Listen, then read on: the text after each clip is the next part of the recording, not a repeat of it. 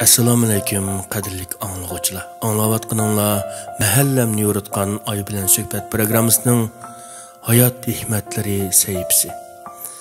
Mikrofon oldida Rida Ablimit. Bir kuni bir qiz elektron uskunlar bozordan bir tane telefon setib olibdi.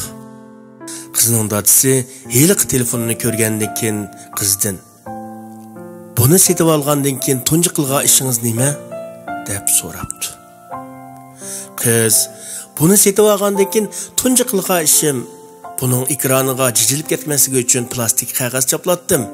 So'kilib ketmasligi uchun qo'g'dash qilib soldim" deb javob berdi. "Dada, sizning bunda qilishingizga biroz majburdimmi qizim?" deb so'rabdi. Qiz: "Yo'q, unda ish yo'q." "Dada, qizim, siz buni bunda qilishingiz telefon şirkatiga o'zi qilgan haqorat deb qaramdi qandaq?" Qiz: "Yo'q, unda emas dada. Balki shirkat bizga asrash qilib selib ishlatishimizni alohida tavsiya qiladi." "Dada, telefon asrash qilib solgandan keyin uning qiymati yo'qamdi qizim?" Qizi: "Undaq bo'lmaydi dada. Men uning qiymatini tushib ketmasligi uchun asrash qilib soldim-da." "Dada, ha, mundaqdan asrash qilib solgandan keyin uskuna sat bo'lib qolamdi qandaq?" Qiz: "Meningcha undaq bo'lmaydi.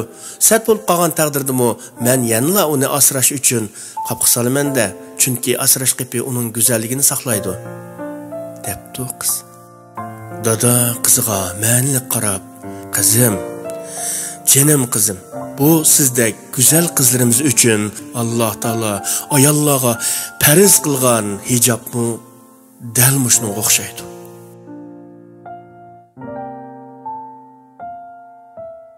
Shundoq do'stim, eng go'zal narsalar, eng bebaho narsalar qo'g'dashga muhtojdir. Programmamizni yoqtirgan bo'lsangiz, programmamizga ergashing.